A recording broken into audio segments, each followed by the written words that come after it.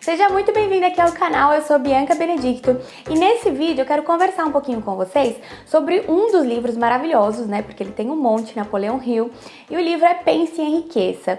O autor dedicou aí cerca de 20 anos da sua vida entrevistando grandes líderes bem-sucedidos em todo o mundo, como por exemplo Thomas Edison, e ele buscou identificar uma seleção de virtudes, características desses milionários e como pessoas comuns poderiam aplicar esses fatores que são desenvolvidos aí ao longo do livro, para poder também gerar riqueza. Então foi uma sugestão lá de Andrew Carnegie, que era um milionário que na altura já tinha 73 anos, prosperou muito na vida e acreditava nessa fórmula do sucesso e propôs aí ao autor, né, o Napoleão Hill, esse projeto para poder investigar essas características em comum dessas pessoas de sucesso. Então é sobre esses princípios que nós vamos conversar hoje, um assunto riquíssimo, e nesse canal eu abordo todo esse universo da mentalidade financeira e como colocar em prática ali nos investimentos. Então, se você está conectado com esse propósito de geração de riqueza, né? Eu já te convido a se inscrever aqui no canal, deixa seu like e bora lá entender todos esses fatores riquíssimos que Napoleão partilhou com a gente. E o primeiro ponto que já me chamou muita atenção e eu quero partilhar aqui com vocês do livro é que toda realização, toda riqueza ganha tem o seu início ali em uma ideia. Então, pensamentos são coisas e coisas bem poderosas quando se unem a propósitos definidos. Então, o autor ele reforça sempre que tudo o que a mente humana pode acreditar pode alcançar. Então, os sonhos eles se tornam realidade quando o desejo intenso é transformado em ação concreta. Então, ao longo do livro são dados diversos exemplos, como o próprio Thomas Edison, né, que sonhava ali com a lâmpada que podia ser operada por meio da eletricidade. Ninguém acreditava nele e ele colocou o seu sonho em ação. E apesar de mais de 10.000 fracassos, ele persistiu no sonho até tornar realidade física.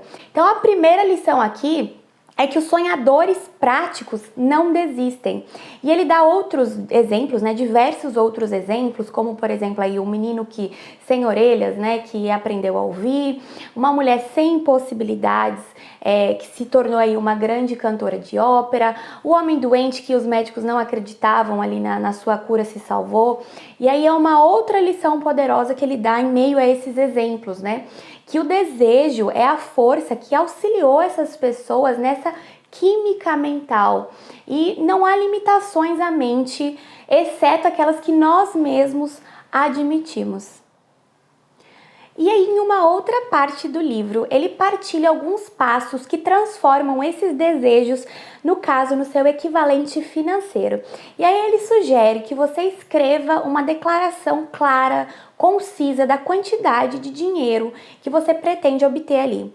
E aí você tem que determinar uma data, fixar um tempo para essa aquisição, estabelecer, né, o que você pretende dar em troca desse dinheiro, porque ele diz que não tem nada grátis, né, de graça, qual será a sua contribuição para ter esse dinheiro e descrever claramente ali o plano atrás do qual você pretende acumular. E ele fala para você ler a sua declaração em voz alta 2 vezes por dia, uma vez aí antes de deitar à noite, outra, por exemplo, logo ao se levantar aí de manhã. E quando você ler essas declarações, né, você sentir e acreditar que já está na posse desse dinheiro. Então é a sugestão que ele dá para sua mente começar a trabalhar em cima daquilo. E a aplicação bem sucedida desses passos vai exigir aí uma imaginação suficiente para possibilitar aí você ver e entender que esse acúmulo do dinheiro não pode ser deixado pro acaso aí, para a sorte. Que você vai precisar compreender que todos ali que acumularam grandes fortunas passaram primeiro por esse processo criativo de sonho, esperança, anseio, desejo, planejamento também, antes de adquirir esse dinheiro. E aí um outro ponto que é aliado nesse processo é a fé, que é o químico-chefe ali para nossa mente. Então, quando a fé se une a esse pensamento, o subconsciente, ele apanha imediatamente essa vibração que é traduzido nesse equivalente espiritual, né, e transmitido essa inteligência infinita, como no caso aí da oração. Então, todos os pensamentos, né, emocionalizados e misturados com a fé, eles começam imediatamente a se traduzir no seu equivalente físico. Então, a fé é o ponto de partida de todo o acúmulo de riqueza. Então, o autor deixa isso muito claro, desenvolve muito esse conceito, que a fé é a base de todos os milagres, de todos os mistérios, né, que não podem ser analisados pelas regras da ciência, é o único antídoto mesmo do fracasso. Então, esses pensamentos misturados a qualquer um dos sentimentos emotivos constituem essa força magnética para poder atrair outros pensamentos similares. Então, tanto a pobreza como a riqueza são produtos da fé. É isso que ele fala.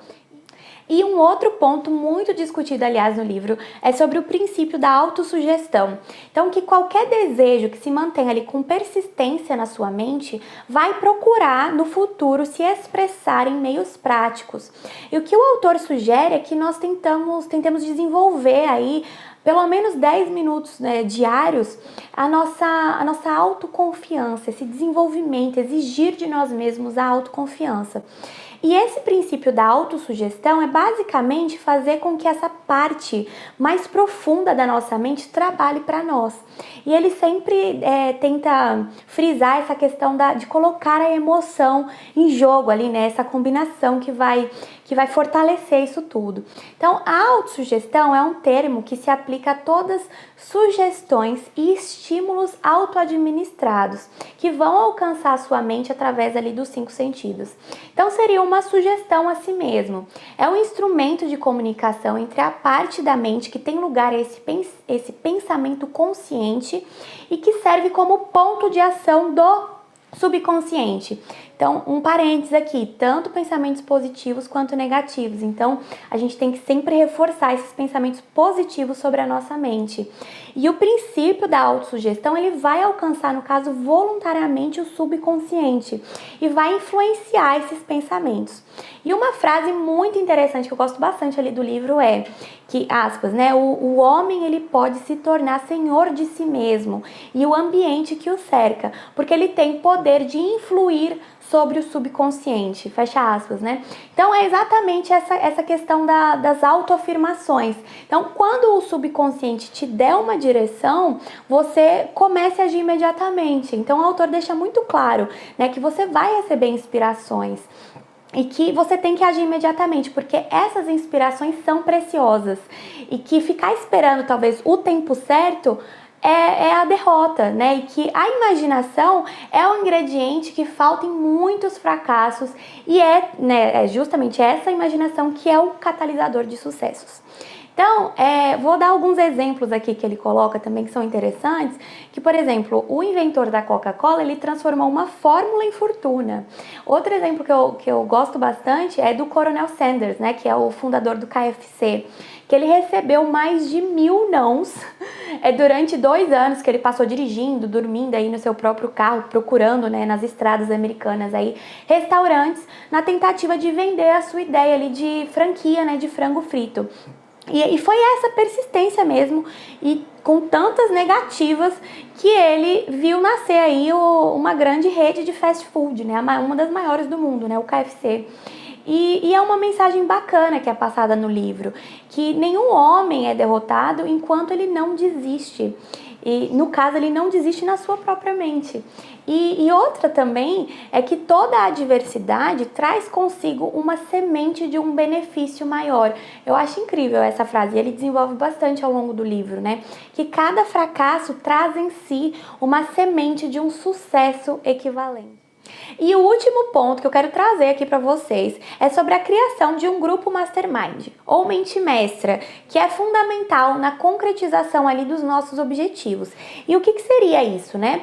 É um grupo de pessoas que vão se auxiliar, se ajudar ali nos desafios a serem vencidos. Então, são feitos encontros, reuniões com esses grupos, com o objetivo mesmo de engrandecimento pessoal, intelectual, autoconfiança, ter uma rede de apoio e contatos, né? E lembrando que dentro dessa pesquisa que Napoleão Hill fez, esses milionários que foram entrevistados, todos eles aplicavam essa questão do mastermind. E aí eu deixo até uma ressalva que é colocada no livro, que é sobre uma das maiores fraquezas mais comuns dos seres humanos, que é deixar a mente aberta a influências negativas dos outros. E estar rodeado, no caso de pessoas que buscam esse crescimento juntas, pode gerar esse aperfeiçoamento mútuo e acelerar o crescimento ali de todo mundo envolvido. Eu aconselho muito a leitura desse livro, eu espero ter inspirado você a conhecer mais esse trabalho ou simplesmente já começar a praticar tudo isso aí na tua vida. Eu te vejo aí nos próximos vídeos e um beijo!